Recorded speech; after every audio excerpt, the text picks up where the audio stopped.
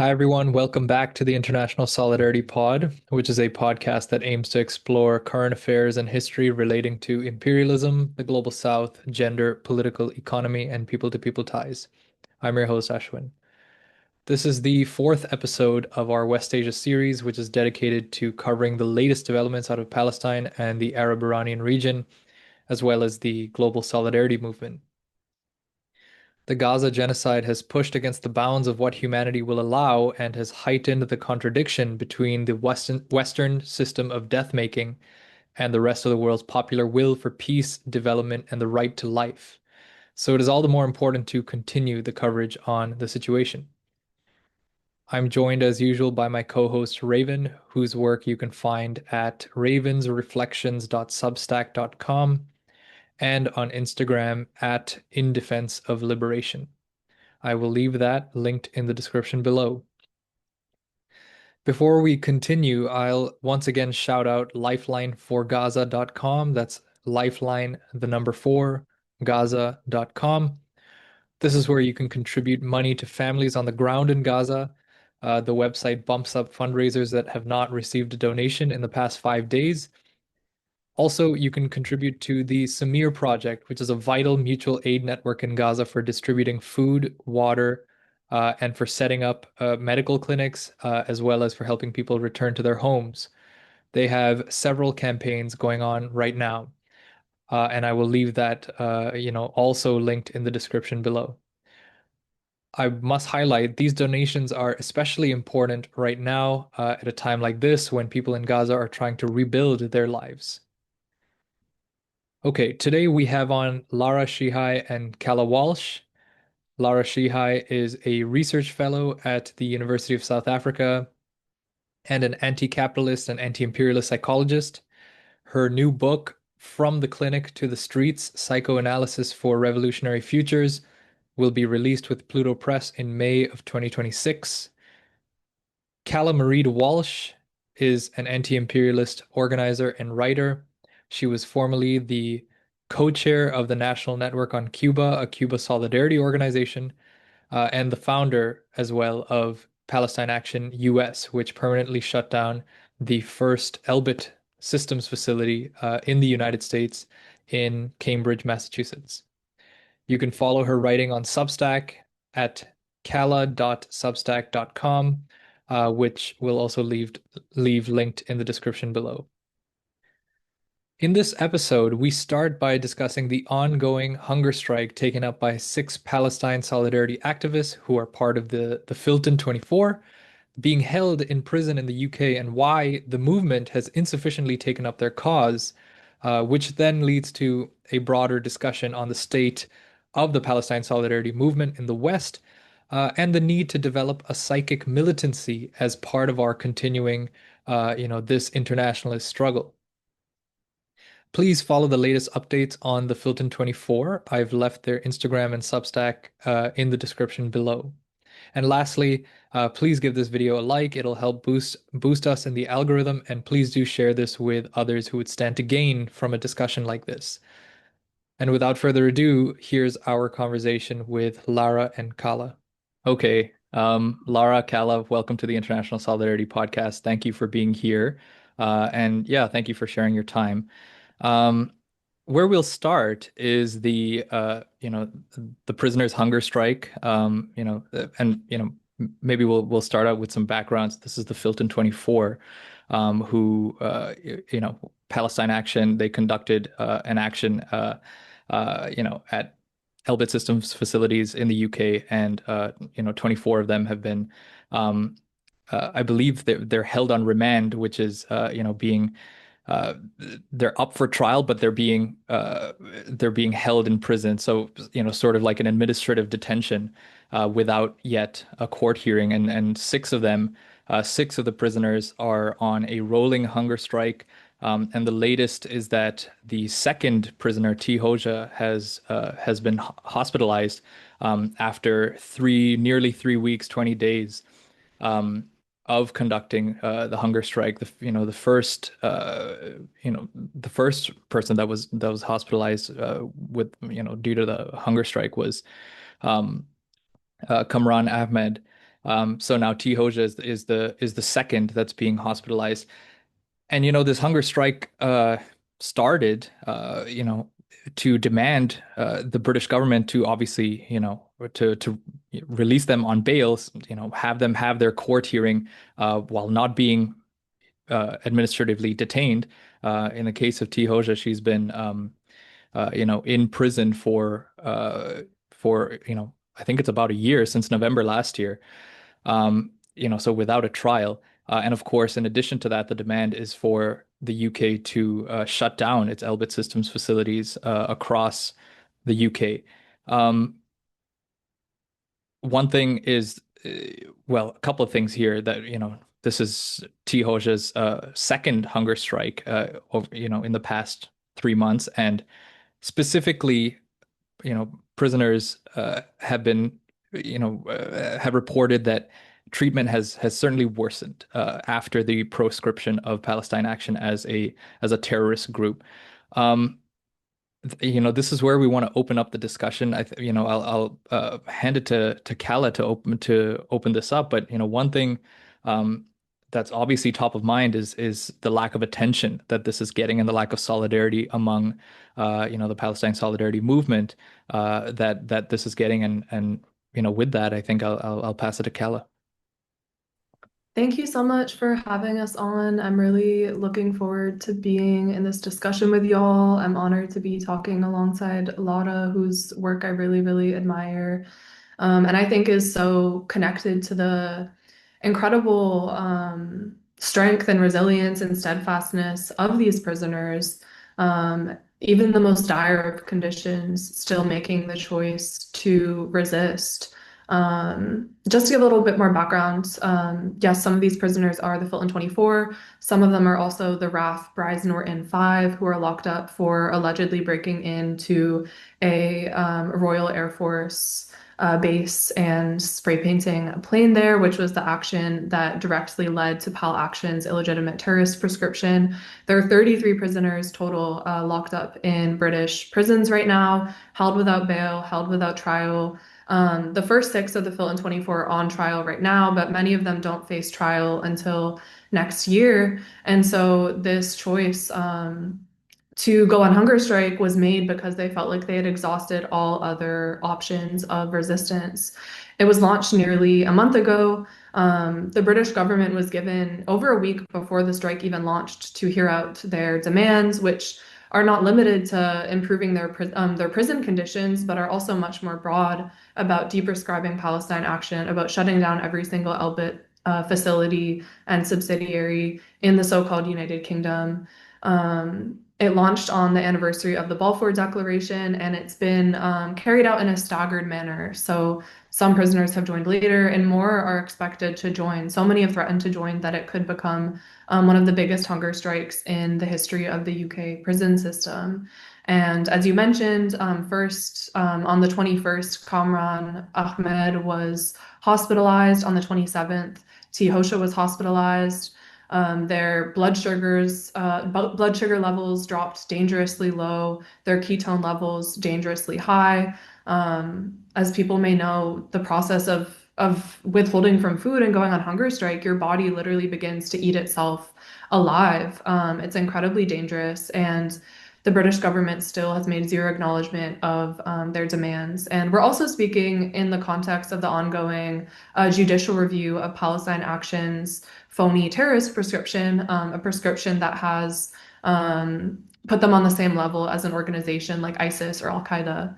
And I don't know when this episode will be released, but this Tuesday, is the last day of the judicial review. And it really shows how these terrorist prescriptions that are used and applied to movements abroad, liberation movements abroad, are also being turned inwards to repress internal resistance in the imperial core, as we saw with Sami Dunes designations and sanctions by the US and Canadian settler states, as we've seen with this ridiculous listing of Antifa as a domestic terrorist organization, which is just meant to repress any and all anti-fascist resistance.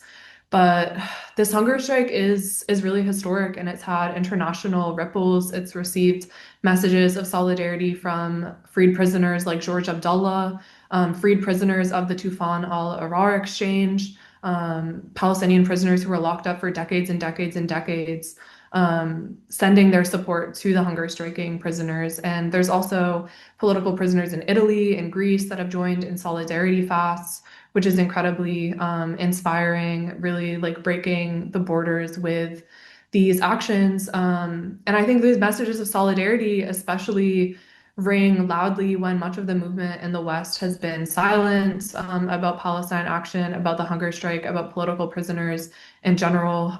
We see like a real divide or contrast in the movement when repression sometimes leads to organizations self-censoring or self-repressing, rather than, being louder than ever in support of organizations facing repression. Like we see a distinct strategy in the UK, for example, between like an organization like the Palestine Solidarity Campaign that has always condemned the resistance, distanced itself from Pal Action. As soon as the prescription came, it told all of its chapters to not work with Pal Action, to not say Pal Action's name, in contrast with the thousands and thousands of regular people who have been arrested for holding placards saying, I oppose genocide, I support Pal Action, many of whom are in their 80s and 90s, like elderly, people with disabilities, getting arrested. And the result of this judicial review will impact all of these people and whether they get convicted with literal terrorism charges. So, yeah, I guess the last thing I want to say is I want to read a quote from Kesser Zuhra, who was a 20-year-old. She was 19 when she was arrested related to the Filton action. She turned 20 behind bars. I was also 19 when I was arrested for an Elbit Systems direct action, but unlike her, I got out on bail and she has been held without bail, without trial. And she released really beautiful statements throughout the strike. She remarked on how lucky she feels, even as she is cold and starving, that other prisoners are giving her hot water bottles and blankets, and she feels lucky to be inside of a warm room while Palestinian children are freezing cold in the raging downpours in Gaza. And she said, on the day that she declared the strike, she said, as a nation, we have made a shameful mockery of resistance. It is from our Palestinian people that we learn from what resistance truly entails. It is from our Palestinian prisoners whose captivity and unspeakable torture could not extinguish their desire for the liberation of their homeland that we learn.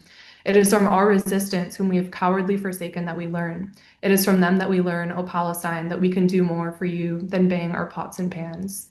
And so, of course, Pal Action as a strategy, it's not the only strategy. It's not necessarily a means to an end, but I think it represents a really important escalation and push in the right direction of like what our role of solidarity as people in the Imperial Court can look like beyond words and into real material action. So I'll stop there. Thank you for that. It quite perfectly feeds into the more broader questions that we wanted to ask regarding the state of the movement since Al-Aqsa flood and since this decision was made by the United Nations to send in yet another neo-colonial terrorist force to try to disarm the resistance. So I'd like to pass it over to Lara to maybe share some reflections on where we think the movement is generally, that is internationally, but also domestically, as most of us, if we are not currently based in the West, we have spent some significant time here within movements, within organizing spaces. So I'll just openly toss it to you and would love to hear your thoughts and reflections.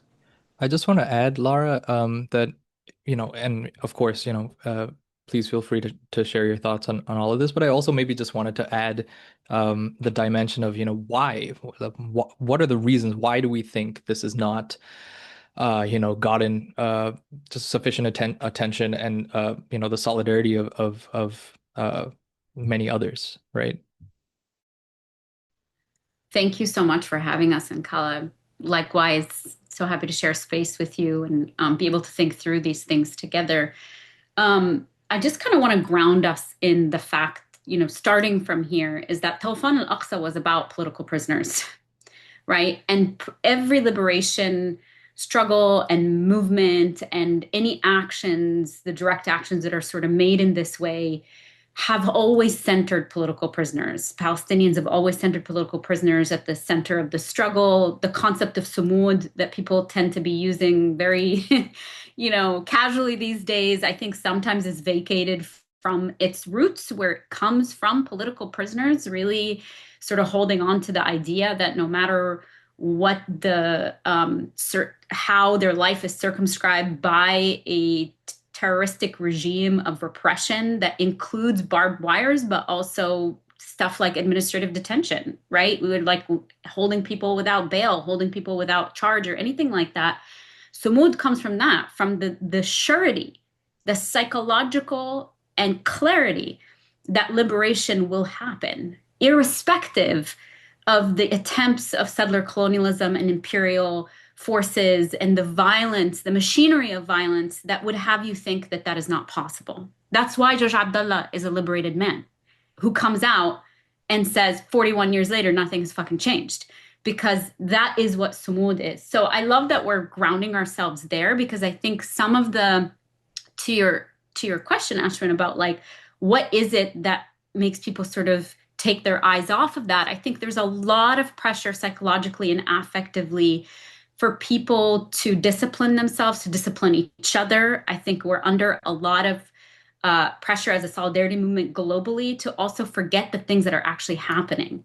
So there's this way in which I really appreciate when we track what is this movement away from the centerpiece of what these struggles and these liberation movements have always been about. And that, to me, is a really good sign about where we should redirect our attention and what the counterforce against, a lot of times I talk about psychic intrusions. They're meant to take us off course. They're meant to derail our commitments to a revolutionary world. That revolutionary world must have at its core a world in which political prisoners do not exist, a world in which we all join in liberating our political prisoners, who, remember, are often the people who not only engage in the direct action that loosens up a lot of the circumstances that we live under, but also are the ones who bear the most of the violence, like we've just been hearing, right? So here we are sort of, I'm somebody who does believe that we have a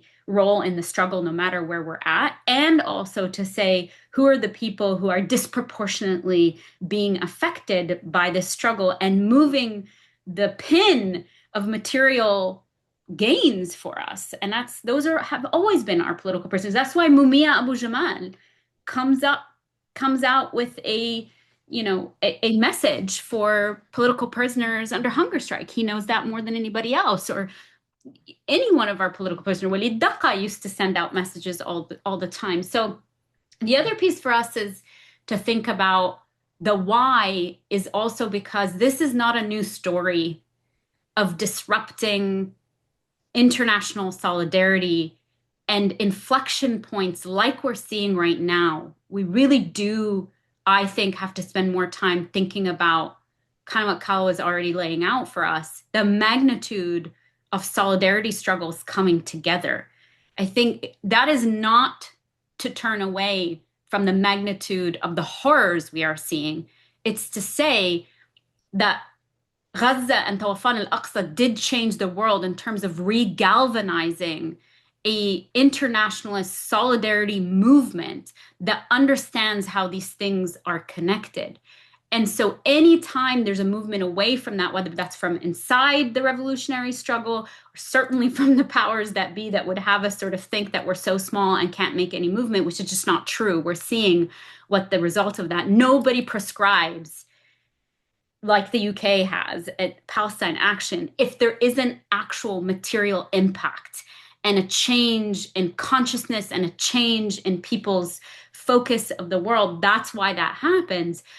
But again, I think to come back to it and say, the movement away is because one of the main forces of settler colonialism or empire, we see this across the board, is to atomize us and make sure that the connections that we are making, not just theoretically, right?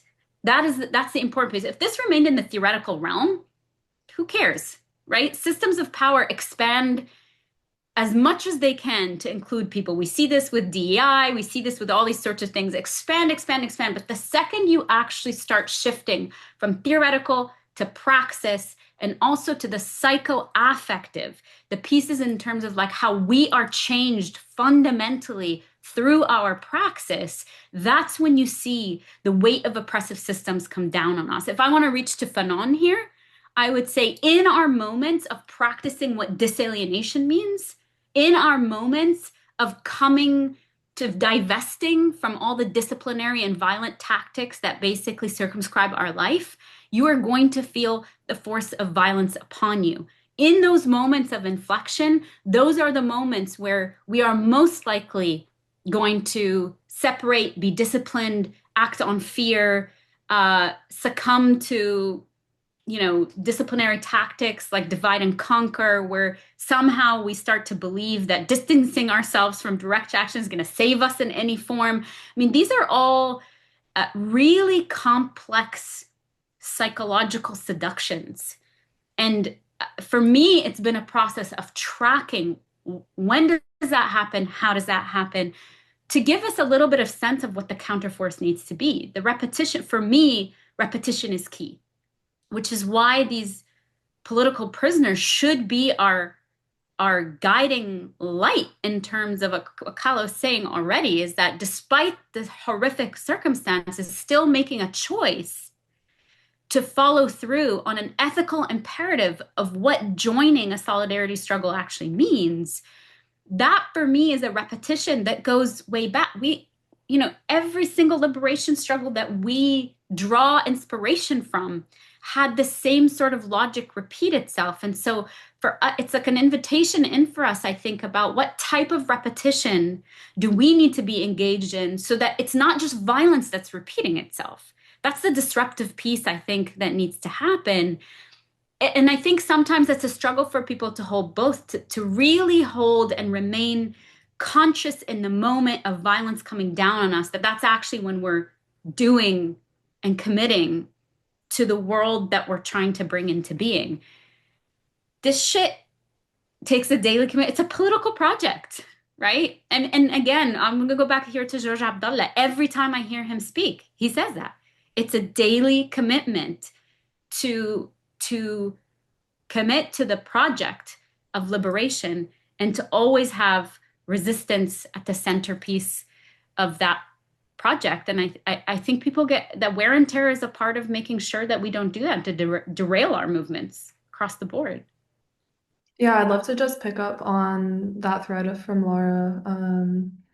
I'm so glad you mentioned George Abdallah, because his example shows us the tangibility of our prisoners' freedom. It shows us that even when someone has been locked up for 41 years, we shouldn't just accept that they will be locked up forever, that we should keep fighting for them. And he's given so many amazing interviews since his liberation that I really recommend people to watch in full. But whenever he's asked, how were you so strong? How did you maintain yourself in prison? He said, I wasn't strong, I'm a fighter. I signed up for this. And being inside prison was simply another battlefield that I was forced to fight on.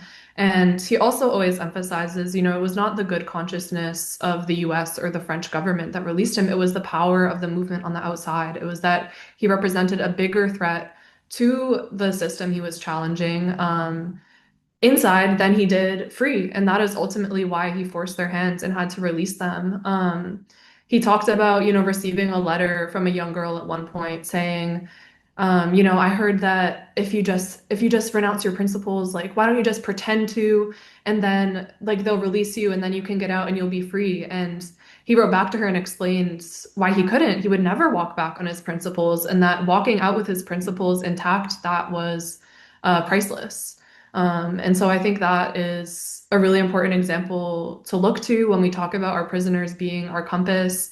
And that phrase means something different in the context of the West, where in Palestine, the prisoners are also the organized leadership of the armed resistance. Whereas often our political prisoners in the US, there are lots of individuals who, because of the lack of an organized militant resistance in the West, we've seen certain individuals take individual acts of resistance, which absolutely should be upheld and defended, and we should defend their revolutionary militancy. And I think critiques of their individual nature should really be directed inward at a movement that has failed to provide, like a broader infrastructure for militant resistance. But there are long-term examples of prisoners, especially from the Black liberation movement, who do represent, a compass of organization and leadership in that same way. I would be remiss not to mention Imam Jamil Al-Amin, who passed away exactly a week ago, since we're speaking on Sunday. He was a major civil rights leader.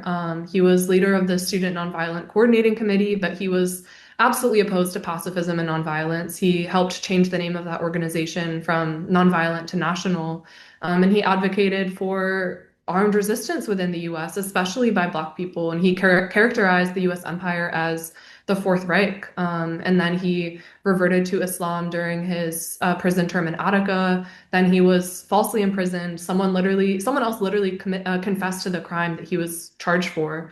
And he was still locked up. He was moved in a very irregular change into federal prison because he was spreading revolutionary politics and Islam to so many other prisoners that they had to isolate him.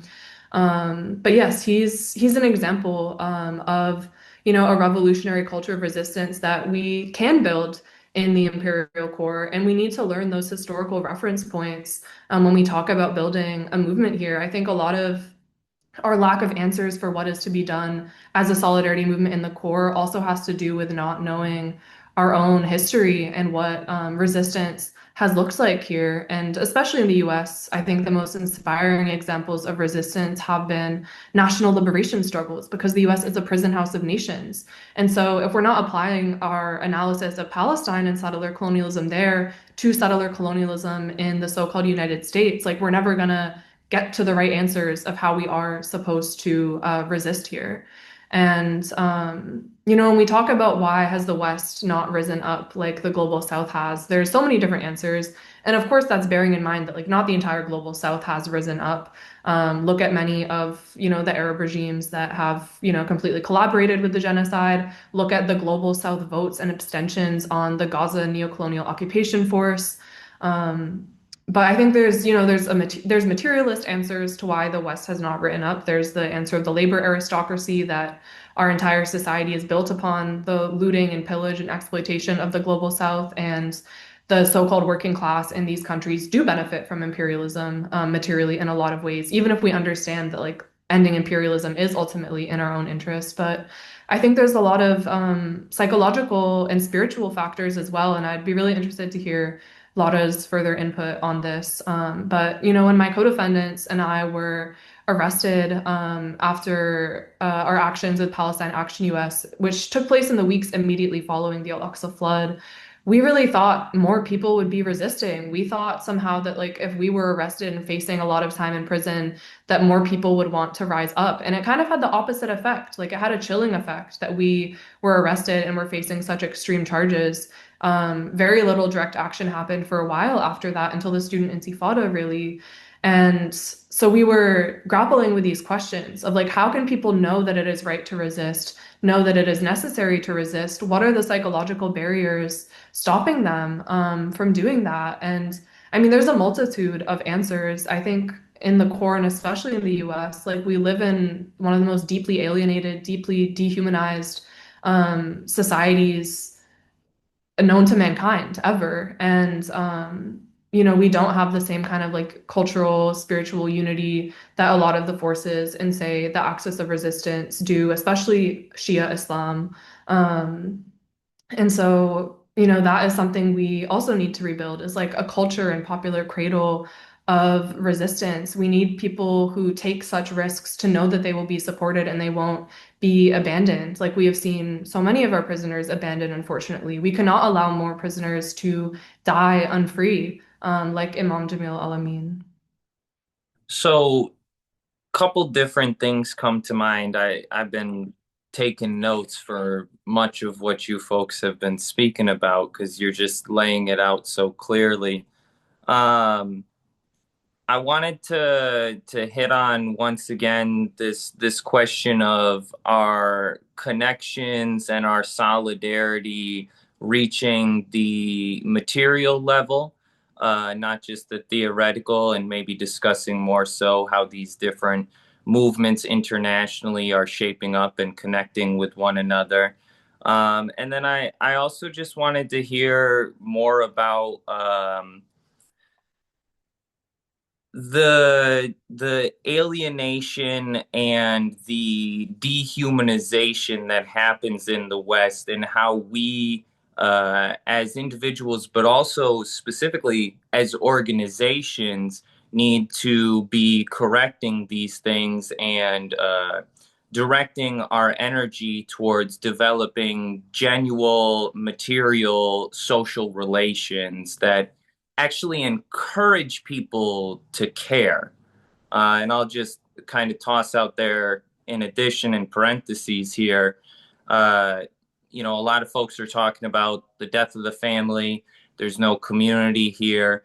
But rarely do we see an examination as to the conditions that lead to that, as with the intention of correcting it, rather than simply discussing a history's past and the reasons why we're here. So maybe we could open up the floor to whomever wants to maybe speak on how we can work on correcting these gaps and these mistakes.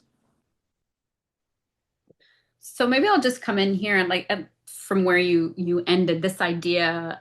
For me, it's also an issue of what we're attuning to and what we're misattuning to, and that is also a political project by a state.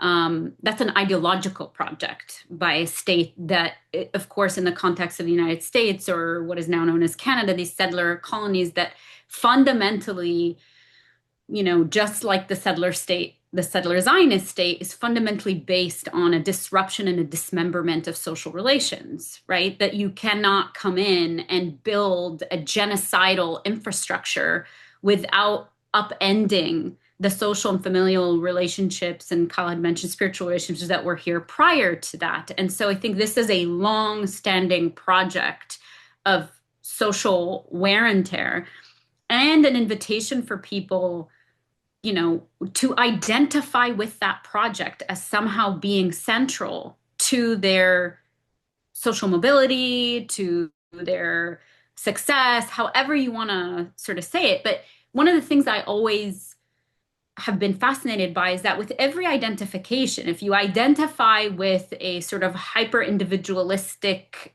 nature, that in and of itself produces the outcomes you want socially. Now, all of us can sort of roll our eyes at that and be like, what the fuck has that gotten us? But these invitations, and of course we can think about, anti-Indigenous sentiment that's baked into that, the racial hierarchies and sort of the histories of chattel slavery, all these sorts of things are baked into this dismemberment of community as a specific political project to derail political commitments and uprisings that actually are the centerpiece of which is community and communal gathering and being able to organize together. And like Calla was saying, to have a network for people that take the risks that are necessary, right? Whether that's taking care of families whose people have been martyred or political prisoners. Like, you need an infrastructure that supports that for people to be able to take those risks and commit to that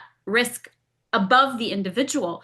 When you erode that, it becomes a lot less likely that people are going to do that. But again, I'm saying that's an ideological project. And I think this is the thing. When we say death of the family, it's a very particular type of family that we are being invited into identifying and therefore disidentifying from something else. With every identification is a coercive disidentification, right? Because identifications don't just come neutrally and innocently. They teach you what to disidentify and misattune away from, right? So like all of us would probably be like, yeah, bring it on, death of the, the nuclear white family, cis heteronormative family. That's precisely what got us into this mess to begin with, because there are already, one of the things that I was so shocked about when I moved to the United States, I was 21, I was coming from Lebanon, is that the way that people talked about hyper-individualism in the context of the global north was so eerie to me, because at the same time, I was somebody coming from the so-called Middle East, attuning to all the kinship networks that already also existed simultaneously to that hyper white individualism that like has always been here. So it's like it's almost like there are parallel universes existing at the same time, but the hegemonic sort of pull is to over focus on the hyper individualism because that's the thing that causes violence, right? So Black communities, indigenous communities, immigrant communities don't function in the same way and don't live in the same world, right? So that's the thing also that I'm always thinking about at the time we're having these conversations is on the one hand, you're right. I think there's an infrastructure of surveillance that has been underway for a long time in the imperial core because that is what supports the imperial project. People need to internalize the discipline and the violence of the state full force so that they can be demobilized in those ways. And yet at the same time, just like we're seeing right now against ICE raids, there's a fuck ton of people that are organizing. And what we see is this didn't come up from yesterday. Any one of us who knows about organizing, this shit doesn't spring up out of nowhere. We know there have been deep pockets of organizing that have gone on for decades. Migrant communities have been under attack for decades. This is not new. And they spring into action when they need to. That is our call also to say, we need to continue to push up against the seams of where people aren't coalescing in movements and also attune to all the ways in which there are communities that have always existed here, which includes indigenous communities, land defenders, water defenders, that have always put up this struggle. And I think that's the piece to resist the atomization that almost feels like a fait accompli. Like this is all there is in the global north, is this living of atomization and alienation, where many of us who are connected to struggles also find these deep roots of connectedness, of resistance, of nonconformity to state expectations around this. And I think that's the sustenance for us. One of the things that a moment like this does is bring into being and sort of into our awareness that these connections go very far and are internationalist as well. And I think that's the difference after Al-Aqsa flood is globally, we're seeing a tuning into, a purposeful and intentional tuning into the shared struggles because the condition of capitalist plunder and empire is breaking underneath the weight of its contradictions at a level that I'm not saying it wasn't before. We know the different iterations of capitalism, but at this level with globalization and empire and the arms industry, I think this is why we're seeing it. And that is the invitation for me when we're thinking about the death of the family. Do we attune to the death of the family that creates boundaries of existence that actually are not natural? That's the fucking thing that's not natural, right? It's like divesting from normalization. This is why the language around the Palestinian liberation movement is so important to me psychologically, because when we talk about resisting normalization, yes, that is about normalizing in any way with the Zionist entity, but it also calls into question all the ways in which we are unconsciously normalizing relations and political conditions that are not fucking normative, that are actually part of the machinery of violence. And that's what I mean also about a practice, a political practice of how do we attune to that, number one, about the coercive elements.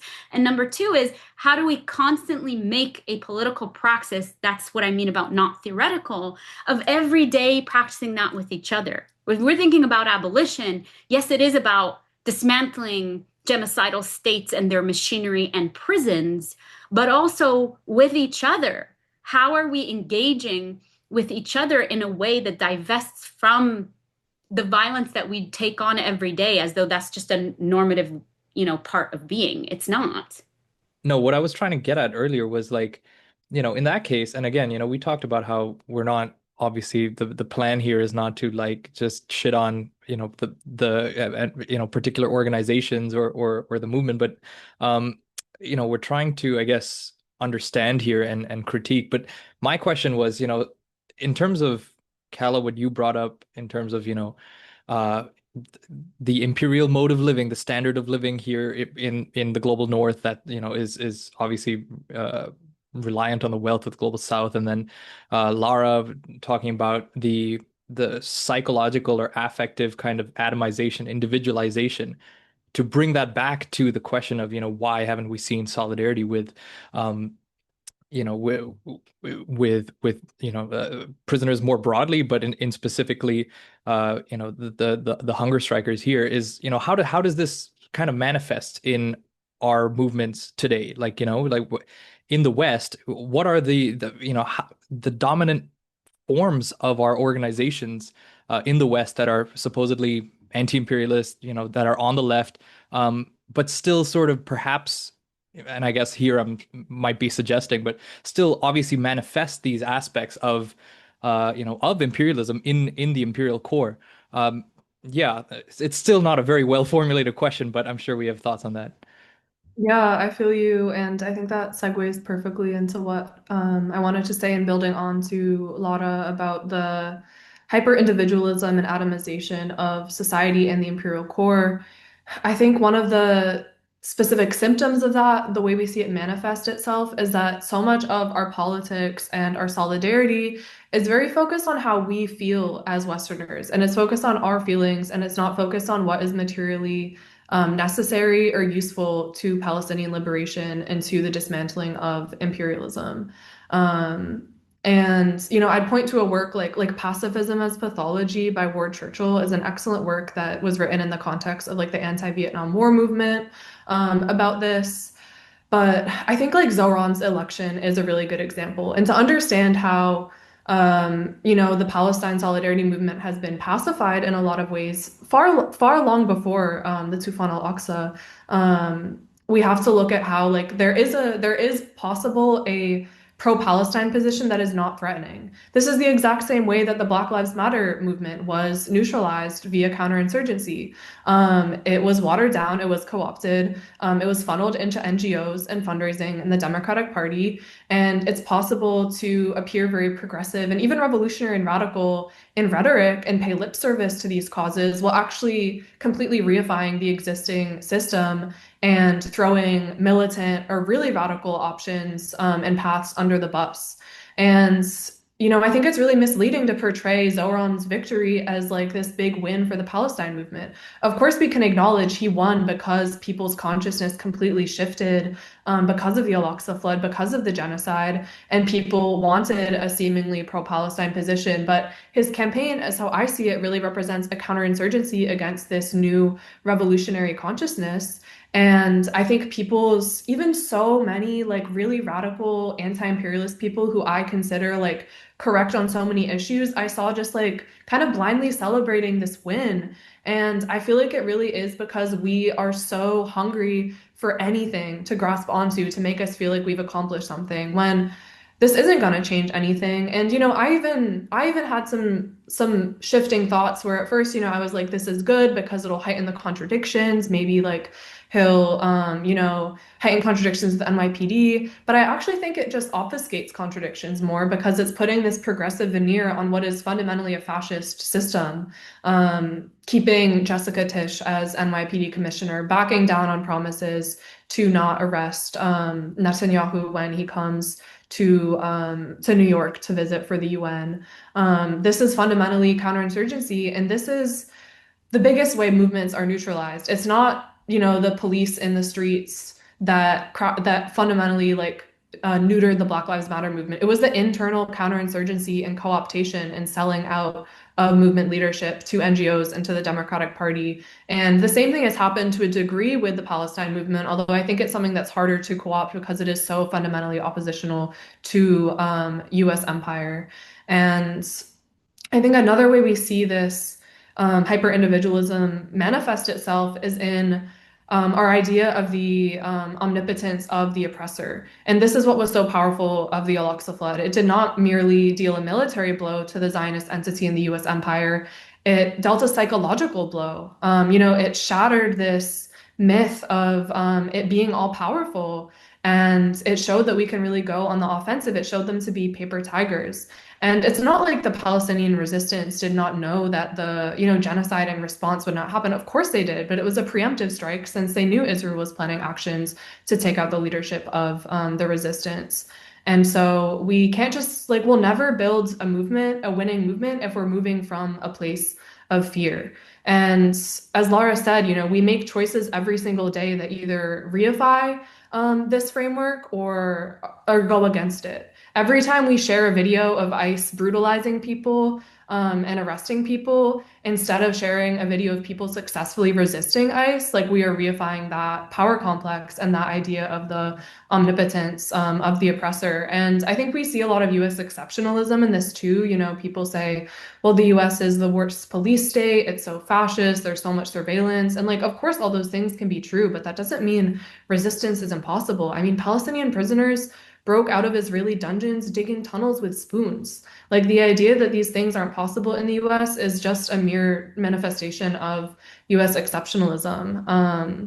And I think defeatism comes when we don't know who to look to as the leadership of the resistance. Like if I didn't uphold the Islamic Republic of Iran, if I didn't uphold the axis of resistance, I too would probably feel defeatist and like there was no hope. But like Iran crushed the US and Israel in the 12-day war.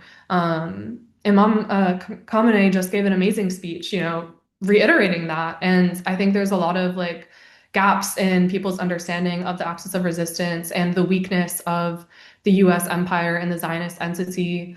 There's a quote that's been attributed to Sinwar where he said something like, on October 7th, Israel was defeated, and now we are just fighting the US and the UK. And I think that's really true to an extent. And if you look at what Zionist think tanks and the US government are saying, one of the things they're most scared of is when people apply their analysis of Palestine to the US and when their understanding of Palestine leads them to the understanding that we need to dismantle the United States as it currently exists. They're absolutely terrified of that. And we should look to what they're most scared of as exactly like the trajectory we should be following for resistance. Can I just follow up on that about defeatism? Because I think this is a question I get asked a lot. And I'd like to sort of think about it in these ways around like commodification of despair. Like there's a commodification of it because it's a reminder to us that these things have a currency, like affect has a currency, psychic processes have a currency for violent systems. And if nothing else, it's for us when we're feeling that to sort of be alerted that there's something working on our psyche, working on us and through us. And that's never innocent. Our psyche is always a contested space. Our internal world is always a contested space. And I think part of the political project for us about moving away from these, internalized surveillance, disciplinary, carceral logics is to recognize that when we misattune away and start to feel despair, like Calla was saying, it means there's a lockdown on possibilities. And Tawafan al-Aqsa is such a great example for us. I always tell people that it's like in the midst of an entire, literally material and potentially psychological and emotional lockdown, there was a creation of a possibility that went beyond what was meant to be taken in and internalized as an inevitability, right? That is not just rhetoric. That is for us to see what is the logic of this.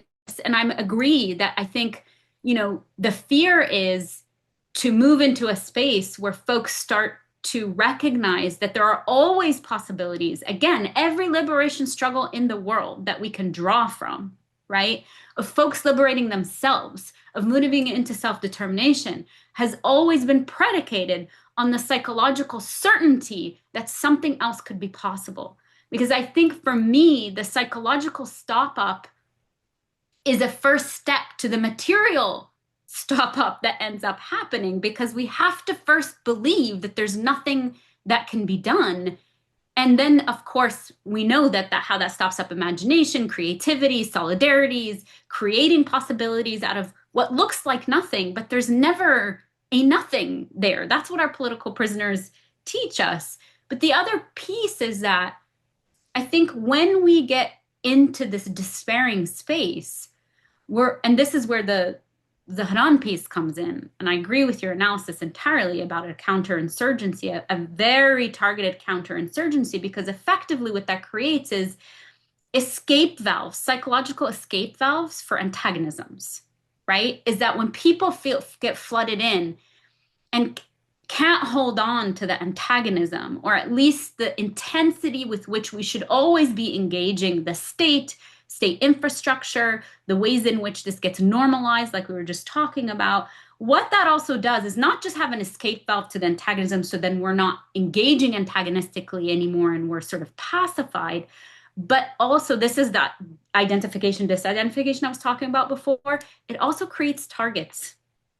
And that is the biggest piece of this, is when Zahran becomes a win, the escape valve is there psychologically, so we're no longer antagonistically engaging, but then it also creates and coheres targets who now not only are opposed to the state, but are also taking away the pleasure of the Zahran win. So this is the setup constantly for militants. This is the setup constantly for dissidents.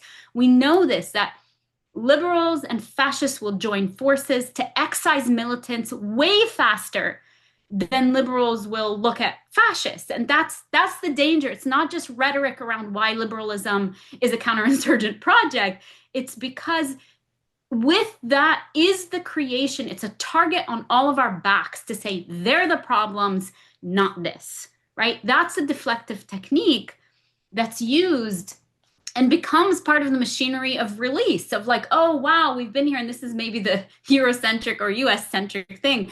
Gosh, these 2 years have just been so long. Can we just have a win? And it's just like, the struggle has been a lifelong struggle. If you're coming in the 2-year span, yeah, you might not have the stamina yet, but this is why we root ourselves in the long-term struggle, the perpetual struggle that we need to inure ourselves to, because systems of power recalibrate themselves constantly. This is our constant struggle, right? That's part of the repetition too. But I think, again, just I'm trying to say this because I have found a lot of solace and a lot of grounding for myself when I track systemically and commute between what I'm feeling individually and then project it onto the structural logics that allow it to have space to kind of reconfigure my interior world. And for me, the antagonism is perpetually not allowing it to reconfigure my internal world, right? Not as an individualistic project, but as how am I to be useful to a larger struggle? That's my grounding piece in these questions more broadly. Yeah, and I think the idea of like escape valves or like pressure release valves is a really useful metaphor to describe how so much of like our activism becomes personal aesthetic branding or like emotional releases rather than an actually effective long-term strategy. And one of the main responses, when Zoran won, and some of us were immediately critiquing this, is people were just like, let people feel joy, let people have a win. It's all about Westerners' feelings. Michael Schertzer wrote an excellent piece on Substack where he said something like, it's not our fault you find joy in the rejuvenation of the settler colony. And I recommend people read that. I also wrote a piece on Zoran in like the context of counterinsurgency. And we see this with mass marches too, which like I never discard as a whole. Mass marches are incredibly important. I'd say above all because they represent a piece of propaganda to the people in the besieged countries that people are standing with them in the West. But they're not, sufficient in themselves. They can't just be this like emotional release where you go to a march and then go home and pat yourself on the back and think that your work is done. We always need to be building towards something more. And I think, Lara, what you were saying about how there's kind of this dichotomy of like good protesters, bad protesters. There's this idea that like we can save ourselves by throwing people facing repression under the bus. That logic is suicidal. Like we see that even people who support a two-state and like are liberal Zionists, like they still will face some form of repression at the end of the day. So that logic doesn't even save themselves. And just as I was saying, the Palestinian resistance did not launch the Al-Aqsa flood, not thinking that the wave of repression would come upon them. And there's a great article by Bikram Gill about, two logics of war, genocide and national liberation. Because often you hear people say, it's not a war, it's just a genocide, which I think is reductive. Like it is a genocide, but it is also a war of national liberation. And if we only look at the genocide happening, if we only look at Palestinians as victims, Our solidarity will only become these like symbolic gestures of charity and not seeing ourselves and our duty as to also build a resistance wherever we find ourselves geographically. And so with the logic of repression, like we should think of repression when it comes down as a testament to the power of our work, that it is striking fear in the hearts of the enemy, that it is showing that we are doing something effective. Of course, sometimes it means we need to make a tactical retreat and reevaluate and shift our strategies to withstand the repression, but it's not something we should run away from. It is something we should embrace. And, you know, all revolutionaries who were successful throughout history understood this. I'd point to like George Jackson as someone who really wrote about repression as the inherent part of revolution, and that, you know, it is what brings us to a higher phase of struggle. Can I say one last thing here, and then Raven, is that one of the things you're really bringing to the forefront, Calla, is that, you know, I have a dear friend and comrade, Avgi Sakatopoulou, who's a psychoanalyst who talks about violence and risk, and we're in the realm of risk here. And I think this is one of the things that in the global north has been eroded over time around what risk means. I think people engaged, number one, people who have a different relationship to material reality and precarity are always understand that they are in the realm of risk as a fundamental, you know, mainstay of structural violence, that risk is always involved in living, right? Militants in Talafan al-Aqsa, people living in Palestine, people living in Lebanon have a different relationship to life and death constantly. There's always just as imminent as liberation is, death is also imminent. And I think that's a different configuration for us to think about, is that there's this way, and this is what Avgi talks about, is there's this way in which we might engage through an ideological process of diluting risk, because that is the issue of safety and feelings and how that's been repackaged, is that there's an imaginary way in which we can engage in struggle by eliminating risk. That is an impossibility. That is not, you know, you can't reconcile these things. And I think I'm not prescribing that. Folks have to make that decision. And I respect and admire those who do. And also, I think there's something deeply, deeply, deeply dangerous about us engaging in any way in revolutionary thinking or theorizing or praxis without really contending with the fact that risk is always there, right? That there is no way to engage and dismantle and revolutionize and change the world and keep also everything as was, right? And that's like the safety of it. Now, one of the things I think that's left out of that equation is, what are the other possibilities that emerge? What are the relationships that you build? What are the ways in which there's higher ethical imperatives than remaining comfortable in space? But I think that this concept of risk is something that our movements really need to take time to kind of think through, and not in isolation. Not only do we have examples, but also a reminder again that we live in a world in which people live that way all the time, right? And so it could be literally in front of us, and we are taught or socialized to misattune away from that into, this is the reification of the of individualism, of like holding on to personal safety. Kyle, you were talking about it also as like, that's a myth. Because there is no, if you live in a world in which this surveillance machine works like this, there's no fucking version of this in which you're going to remain safe, right? So it's also like a delusional process that we're invited into. Sorry, Raven, I cut you off. I'm more than happy to be cut off. My thoughts are not as important as these reflections. So a couple things to kind of highlight here. The importance of principles, right? Of knowing what it is, not only what you're struggling against or what you stand against, but actually having a conscious, theoretical, and practical form of experimenting with what it is you want to build.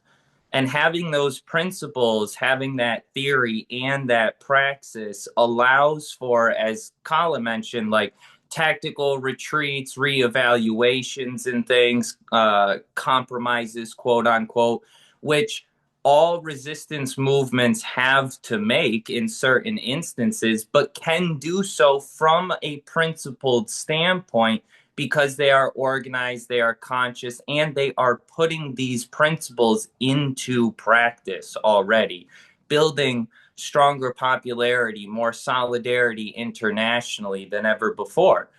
Another thing, that you folks were mentioning is knowing your enemy, but also understanding who your supposed friends are. Because we have moments where, oh, it's all nice, we're all on the same page, we're chatting together, it's awesome. And then one of those inflection points come up, like you said, the hunger strike, or even Al-Aqsa flood itself, right? These were moments where supposed allies that had struggled together for so long were now antagonists. And there were many who were incarcerated. There were people who were fired. There were people who were killed because of these inflection points and this disunity and this lack of cohesion. And the last thing I wanted to share is a bit more personal, but I was having a conversation with my grandma about like everything that's going on in the world, right? She's this lovely 89-year-old Christian woman. She, wouldn't harm a fly. So she hates everything that's happening and she thinks the apocalypse is coming. So I was trying to get her to understand that for all the bad shit that's happening, right? There are equally, if not more, examples of people coming together in order to solve those problems. Like you're saying, Lara, like people live this way. This is how people have to exist on a daily basis because of colonialism, imperialism, fascism. As a response to forms of oppression, they develop in their daily lives forms of resistance, which are so foreign to someone living within the colonizer nation as a part of that colonizing force. And so I had this funny moment where I basically listed, the historical development of the state and how we got here, and yet all the examples throughout of people resisting. And then at the very end, my grandma, of course, threw her hands up and said, well, I don't know anything about this, but I do know what the Bible says. And that's just like, an example of kind of how people in the West tend to think about these things. It's like, well, that shit's happening over there, or that shit's happening down the street, but it's got nothing to do with me. And it's foolishness, right? Because at the end of the day, what colonialism and imperialism does is destroy everyone and everything for a very small, almost constantly decreasing percentage of people. And so right now, something that I'm seeing more and more is that people are speaking about change as something that is already here.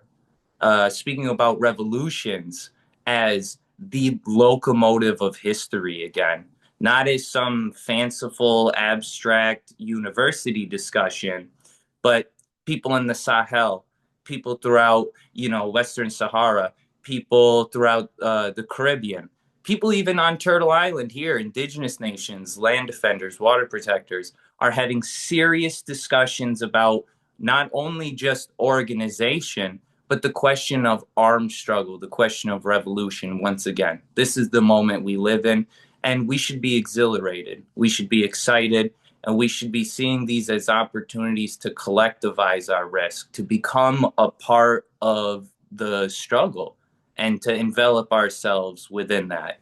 So I don't really have a question per se. I know I wanted to hear more about what's going on in Lebanon, the so-called ceasefire in Palestine, but I just figured I'd throw that out there as just a reminder that this is a moment of hope. This is a moment of change. I want to, sorry, Raven, maybe before we come to that, if that's okay, I want to sort of build on this and because, I feel like I take the question of history seriously, and Calla mentioned like, part of this confusion, I guess, or part of this, demobilization, or part of, that this, I guess lack of being able to meet the moment, I guess, is what we're talking about. Um, Calla mentioned that that's part of not really understanding our own history. I wonder if, you can just sort of elaborate on that, Calla, because I mean, there has always been like a split in the West, right? And especially I think in places like the US and Canada where you've had like militant national liberation struggles from indigenous peoples and from, Black folks. And then alongside that, you've had a more mainstream kind of settler, left or adjacent kind of thing. And then it's usually the former of that, right? The third world national liberation struggles that have faced the brunt of repression. And of course, there's, it's not just them. There's plenty of repression to go around in the imperial core, but that is, that's also where you saw, a lot of, prisoner struggles, right? And um, so it is that side that has faced more repression, and I think that tends to just set a precedent in history for, uh, I guess what is off limits, and then when you look back at history, you don't draw on that history anymore. Um, I guess I'm just using this, to open it up on the question of history and, the folks that are in Palestine solidarity movement today in the West, like how do we look at the question of history? How should we be looking at, at the history of struggle? What should we be drawing from that? Yeah, I mean, I think an oppressed people that knows its own history is dangerous to the oppressors. And when people think of militancy, say in the so-called United States, like people think of like the Weather Underground and the Black Panthers as the only examples, which is not to say those aren't important examples, but often they're just like thrown out, especially Weather Underground is just like thrown out as a pejorative. And there's so many different groups that represented like real organized guerrilla formations that were waging armed struggle against US empire, resulting in many prisoners of war, resulting in many people being exiled. And that's in large part why this history has been erased, is because it's so threatening, but also because the leaders of this movement were imprisoned, assassinated, exiled, or co-opted into liberal academics, like, say, Angela Davis. And, we need to relearn this history and what struggle looks like, whether it's, the Black Liberation Army coming out of the Black Panthers, whether it's the May 19th communist organization coming out of the Weather Underground organizations. Like May 19th was like a predominantly white woman organization that worked in hand with the Black Liberation Army to liberate Assata Shakur from prison. The history of that prison break needs to be studied. There's groups like the United Freedom Front and the George Jackson Brigade and the National Liberation Forces of Puerto Rico and the American Indian Movement, that all represent the most threatening trend in U.S. history and recent U.S. history, of struggle against imperialism. And when we think of revolution in the U.S., too many people just think of like CPUSA and like labor unions in the 30s, and they don't think of the armed national liberation struggles. There's also many examples in like Western Europe, like the Red Army faction, Italy's Red Brigades, groups that were literally doing joint operations with the Palestinian resistance. So, when I say Pal Action is like a thrust in the right direction, it is, but it's certainly not the ceiling or the limit on what solidarity can look like when we look at the history of, hand-in-hand cooperation between guerrillas in the imperial core and the global South. And I think there's been a lot of discourse about, US-led imperialism and, whether the Zionists control the US or whether the US controls the Zionists. And, often I think like the answers are oversimplified on both sides. Like obviously it's a very complex relationship. And of course, obviously Jeffrey Epstein is a Mossad asset who has blackmail on global politicians for their pedophilia. And Louis Alday had some really great analysis of this on Millennials Are Killing Capitalism recently. But this idea that like this idea of Zog and of absolving the US empire and the UK to an extent of like their historical crimes is also really dangerous. Not just because it's like the wrong analysis, but because that analysis leads to the wrong strategies. There's also this idea that like Syed Hassan Nasrallah was like duped by Chomsky into thinking that, US imperialism is the main contradiction and not Zionism or Jewish supremacy. And I can't think of any more offensive suggestion. Like people in Lebanon understand US imperialism as the primary contradiction because the US has done nothing but wage and sponsor genocides against people here, as we're seeing right now with like the US forced disarmament of Hezbollah. But Syed Hassan Nasrallah said that this idea that Israel controls America, not the other way around, is ridiculous. And the second part of his quote I think is really interesting and is often less analyzed, but he says that this leads to the strategies of thinking that you can just like build an Arab lobby in the US and lobby away Zionism and occupation, which is obviously not a means to an end. And, the way this discourse has played out online in some places is very unserious, but it's an important discourse because I think we see this contradiction in the movement play out with, whether we see Palestine siloed as this like single issue or whether we see Palestine as the tip of the spear against a global system of US-led imperialism against which we need to open up all possible fronts. And also just to build on some the answers to the last questions, about why we haven't seen as much support for the hunger strike, a little bit unrelated, but I think in part, like, it is because acknowledging the hunger strike, acknowledging Pal Action, acknowledging their sacrifices kind of exposes the inadequacy of other tactics in the movement. And so people don't even want to touch it. They don't want to acknowledge it. I pose this question rhetorically because I've struggled to come to answers for why there is so much silence as people are starving to death. Like young people are starving to death in prisons. And someone responded and, said that like actually people can't bear to acknowledge that members of their own class in the Imperial Corps are sacrificing more than them and they can't bear to acknowledge it. And, these groups, like these historic groups I'm referencing, also were not sitting around waiting for the weapons factory workers to gain class consciousness to organize them. Like they understood that we had a duty to immediately go on the offensive against imperialism, even if the majority of people like in the US or in the Imperial Corps were not in favor of it, that we still had that internationalist duty. And I think it's important to revive that revolutionary internationalist spirit against imperialist barbarism. And I do think the US is weaker than ever. And I do think, the domestic contradictions within the US are weaker than ever as well. And like the situation is arguably more favorable than it was 50 years ago when a lot of these groups are active. But our level of organization is not the same. And obviously the regimes of repression are not the same.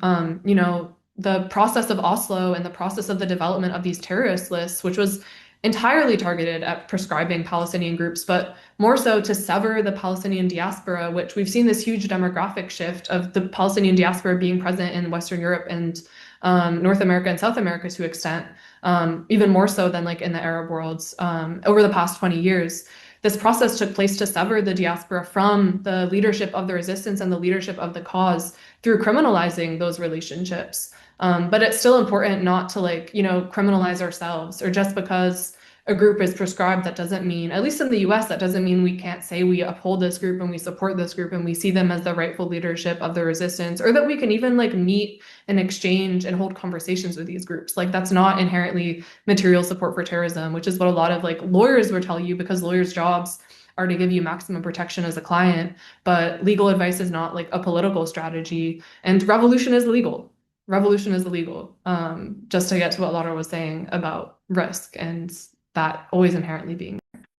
That's right. No, I so appreciate that framing too, because I think sometimes it is about not understanding, but if we think about the logics of repression and the way they come to live inside of us, I often also think about the forced amnesia that's involved in it. And this is somebody who was born and raised in Lebanon, right? Where Lebanese folks were hand in hand with the Palestinian liberation movement, partially because those of us who are dedicated to the liberation of our region reject the borders that were drawn for us, right? And reject this dehistoricization and apoliticization of our history.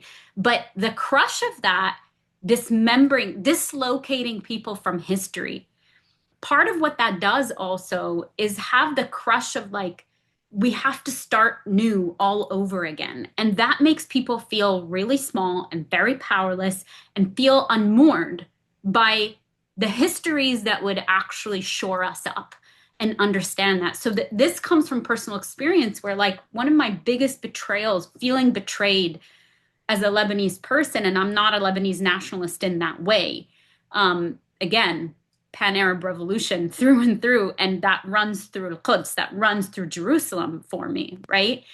Is that the dislocation of how fighters were together in the struggle. There wasn't yes, we understood them as being Lebanese or being Palestinian, but the liberation movement was one and the same. Judge Abdullah comes from that, of course. And Judge Abdullah is really important because he's a Maronite Catholic. And that oftentimes is written out Maronites somehow all just fucking fascist. There's a lot of them that are fascist, but we know that the revolutionary movement in Lebanon, for example, were primarily Shia communists and a lot of Maronites as well involved in this struggle. And that is something that we have to refuse to be lost through the dehistoricization of liberation movements. And that's what I mean about the forced amnesia of this. This is a strategy as well. I have a dear comrade, Alex Aviña, who talks about the Palestine-Mexico border and really also focuses on this idea of the forced amnesia, where like the aggression against Latin America is also always written out of the story when we're talking about US empire, so that we can come to this place of, oh, there's something called isolationism. And his point is that's never been the case when we think about Latin America. And that historicization, that locating ourselves in the precise history of empire is actually helpful because it resists this disconnection where we have to start all over again. Our comrades at Black Liberation Media, Jared Ball and Renee Johnston, talk about this every single week, about a return to an analysis that is precise and does not lose sight of everything our struggles right now are built on. Because that is the lack of understanding, I think, is part of it, but it misses the mark psychologically for me, right? Because you can have all the information in front of you. What is this process internally that dislocates you from material reality, from history? There's a larger process that is actually pointed, right? It is in service of empire and stabilizing empire, stabilizing capital, stabilizing settler colonialism, for us to always have to start in one point in time, rather than say, if we look at this in terms of a longue durée of a struggle, these struggles follow a similar logic. And there are ways in which we are connected up with the struggle of our ancestors. But I agree, Raven, I think there's a way in which it's the promise of revolution always in the future is another counterinsurgent process, because you're always looking for when it's going to come. And that necessarily is always circumscribed by a particular way in which that looks. And that's the misattunement, like looking at our political prisoners, looking at the hunger strikes, looking at Italia mobilizing in the street at a level that we haven't seen in ages, looking at Burkina Faso, looking at all, you mentioned the Western Sahara, looking at Cyprus, looking at Kashmir, all of these moments for us to keep that in sight. This is not a pedantic position. This is not just rhetoric. This is what I'm saying. I think sometimes we get lost in that too, where people are like, oh, you're virtue signaling all this shit. It's like, no, the force of dislocation is so strong that for me, there is no platitude left for us to repeat these things, to ground ourselves, to track this history, to go back to something like the Palestine-Mexico border, to say these things over and over and over again is a way we build up the stamina to resist the dislocation from history that causes us, what Calla was saying, to make strategic mistakes, right? Because if you're starting from that place, the stakes are stacked against you. The state will always, and this is asymmetrical warfare all the time. And I think it's for us to learn from that and be able to say, okay, what is the strength that we can draw from, both in terms of logic, but also lessons we've learned, and of course, the constant recognition that it is a shifting terrain. Because if power recalibrates itself and has these sort of, technology at its fingertips, there's also an invitation to us, like Tawafan al-Aqsa was, to be like, even with all of this, what possibilities still remain for us, right? And remember, Tawafan, I just want to ground us back there. In one way, it was a new mode of liberation, but there was also an homage, right? Like, that's the thing of like thinking about the paraglide. It was an homage to a moment in time. And I think that's, for us, is like that we have been here before. There are struggles in history to learn from. There are struggles that we can remain tethered to, if for nothing else as a reminder to us, but also a reminder to power, that we don't fucking forget, right? That this groundedness in the history of our revolutionary heroes is precisely something that you can't attune to, that you're constitutively turn away from, and that you will never fully manage or snuff out. That is really important psychologically for us to come back to.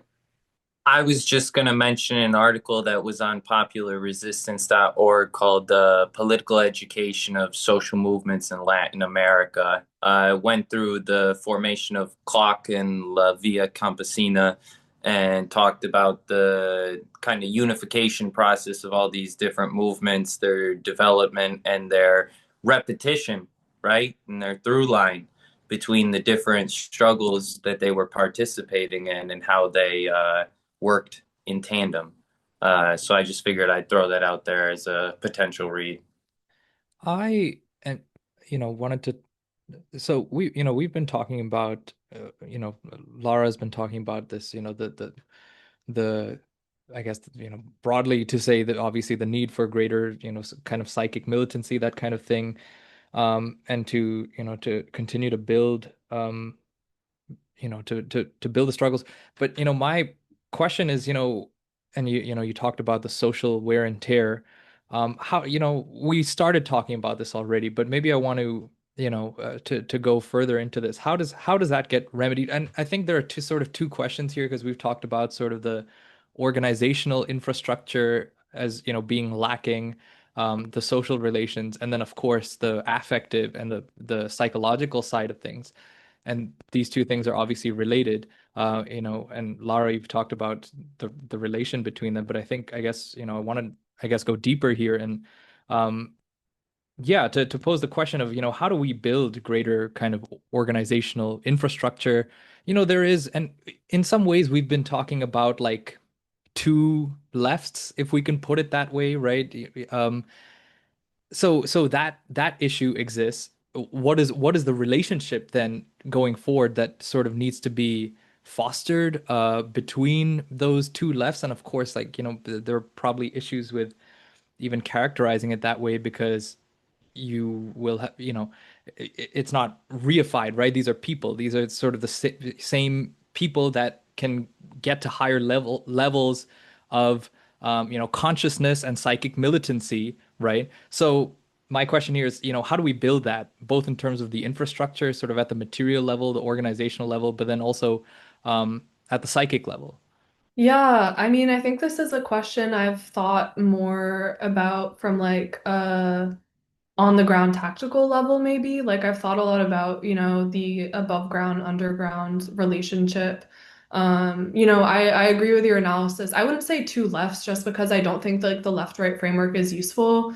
And I think most of like the so-called US left is social imperialist and social fascist. And I think the dividing line is really like whether we're anti-imperialist, not just about this idea of US empire abroad. Of course, US empire exists abroad, but like also US empire established itself through genocide and settler colonialism on its own territories before it began to expand elsewhere. And Alex Savinia is a really important historian on those exact issues, and especially on the role of like ICE and Border Patrol right now in that context of like the constantly expanding settler colonial frontier.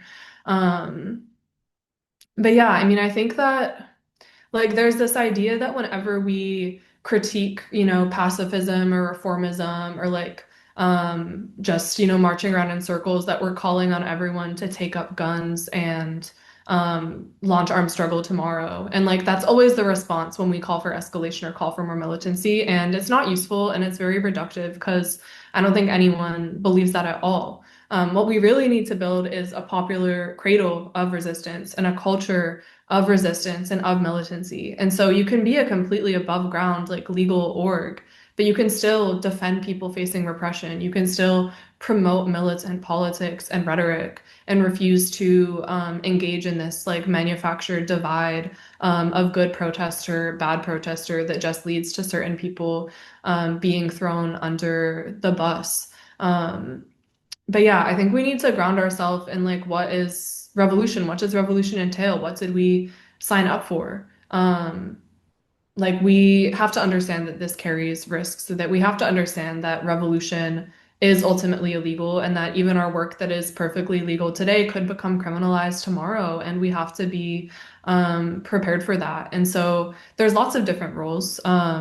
Some people may carry guns, some people may be revolutionary intellectuals, some people may do community support and organizing and everything in between. But we need to like settle on a set of shared principles, which I think requires rigorous criticism, self-criticism. Like we can't be scared to do that when we've reached at a point where the movement is kind of stagnant. We need to look at what has worked and what hasn't worked. And critique shouldn't be seen as like inherently divisive if it's made in a productive way. That's like one of the basic principles of communism, criticism, self-criticism. We need to like let go and detach from our egos. And our egos that are attached to certain tactics or organizations, because obviously nothing has been adequate in itself. And we all have areas we need to improve and shift and reshape what we're doing, and merge them, to build as wide and effective of a movement as possible. Um, yeah, I mean, that's not a fully thought out answer at all. I'm sure Lara has more to add. So that's awesome. That's actually like the thrust of my book that's coming out in the spring is really I would characterize it, I hope it lends this way, as a love letter to our comrades, being like all the knowledge that has been disciplined into me. I'm borrowing here from Che when he writes about revolutionary medicine, being like, our responsibility is to despecialize this shit and give it to our comrades and be like, how do we read this? So the book really is about how do we read the psychopolitical affective as a centerpiece of violence, right? That plays through us. So for me, borrowing on what Calla was saying, is that nothing is too small. And I think sometimes we get wrapped up in like, big actions that somehow, allow us to see this productive part of what we're doing. I'm not saying no, I'm 100% behind all the people who are willing to do those things. And also at the same time, it's not an either or, for us to be intimately aware of the ways that the psychological realm, the psyche, the province of the psyche is being intruded upon, with intent to derail the ability for us to do those things and to strategize and to decide when that happens and when it's strategic and when it's not.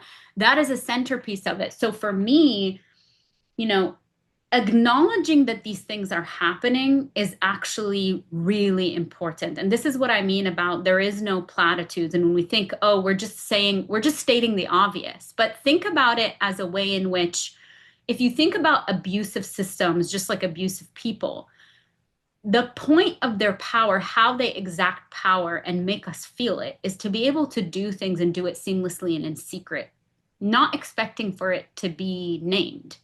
And so that is a clue to us that a lot of this is also constantly engaging in the process of antagonizing the ability of systems of violence to settle within us without us seeing, without us putting up a fight. And we think about it as an expansionist, imperialism is an expansionist project. Zionism is an expansionist project, just like every other settler colonial force. So there is no way for it to fulfill its destiny, its manifest destiny, without the theft of the psychic terrain as well. So what are the ways in which we, on a daily basis, get used to resisting its ability to just settle without force coming back? Part of that is learning how to hold the line, being militant in this. We can look to a lot of people who don't bend, who are militantly unbending. These are not just being, I'm not talking about reactionary opposition. I'm talking about us being able to track the ways in which concessions are always expected of us. Fanon has this beautiful line, I'm paraphrasing here, where he's like, militants have to understand that colonialism concedes nothing unless it sees that it must, which begs the question of like, the only time that happens is when we cede nothing. We cede no psychic space.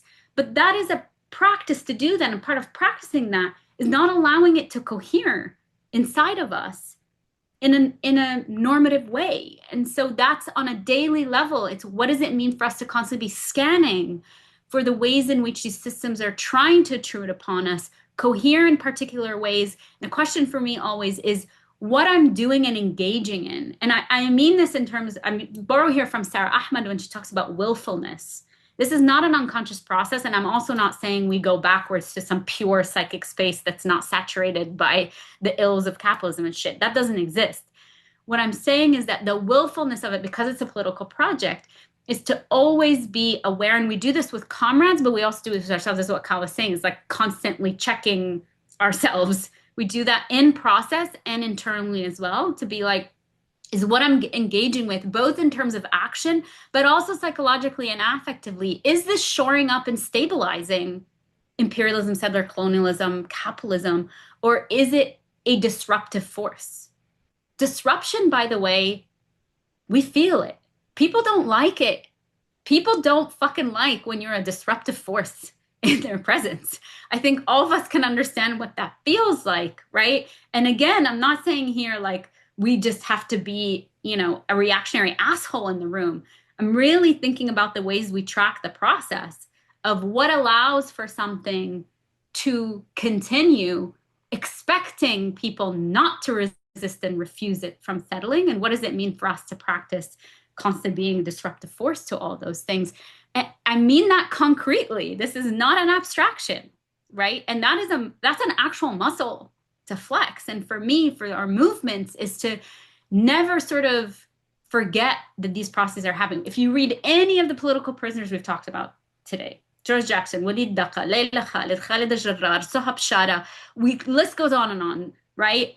Mumia, everybody talks about the centerpiece of the psychological realm in the ways that systemically, violence exacts itself, but also the ways in which we are derailed from our larger political commitments.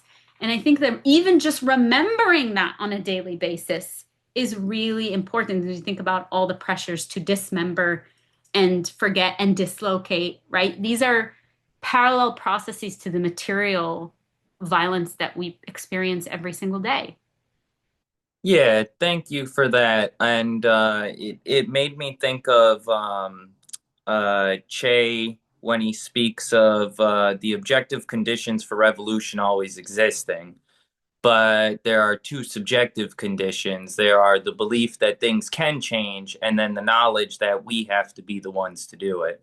Of course, that's also a paraphrase. And then it also brings to mind what Dr. Gerald Horne's been talking about for a while, which is that given the far-right fascistic and settler colonial nature of the U.S., the left has a responsibility to develop social relations and practices that normally would fall under like liberalism, but with the left's politicization and the intent of that going above and beyond just these, like, say, mutual aid, community support groups, how that connects to the larger struggle. But I know we want to close out here, so maybe any final thoughts or any last comments that folks want to make, any plugs or any questions we want to toss to the viewers that maybe they would be interested in hearing more about. Just thank you so much for having us on. This was a wonderful discussion that I'm going to be thinking a lot about. I just tell people to follow Prisoners for Palestine, follow Free the Filton 24. They're also on Substack and they're releasing a lot of the writing of the prisoners. And I don't know, I feel like Substack and social media can often just become this like intellectual bubble. And I feel like the writings of political prisoners being released and propagated on there is breaking through that. And there's several US political prisoners like Zinaj, like Shine White, that have also been publishing their writings on there that I really recommend people follow along with, and look out for calls to action, calling the prisons to demand like medical attention, to demand the government meet their demands and stuff. Thank you again. I just want to say thank you. I can't, follow just everything that was just said, and recentering political prisoners and everything we do. I think one of the things in the United States is political prisoners are not a daily conversation, and that's on purpose. Whereas in other areas of the world, and particularly in Palestine and Lebanon, that is a centerpiece of the struggle. That's a reminder for all of us, because it's where all the forces of violence really coalesce in a very specific way. Thank you for that, you both. Yeah, we can wrap this up here. I really appreciate this conversation. I think, it's been helpful clarifying. And yeah, thank you. I mean, you both have been, teachers for me for real in several ways. Lara, I've listened to you quite a bit on Millennials Are Killing Capitalism and on other programs. Calla, your Substack, and of course, by setting example um, and your own lessons from that as well. So yeah, no, this is just to say thank you, thank you.